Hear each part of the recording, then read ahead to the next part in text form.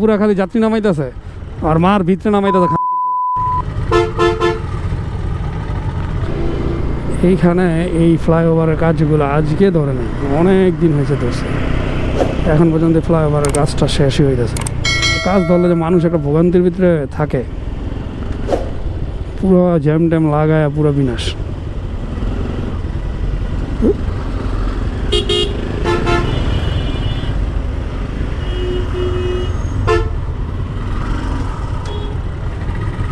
ওই যাত্রী নামাইতেছে, এই কারণে আপনার জ্যাম লেগে রয়েছে। রাস্তা পুরা খালি যাত্রী নামাইতেছে আর মার ভিতরে নামাইতেছে। রাস্তা ব্লক করে এরপর যাত্রী নামায়।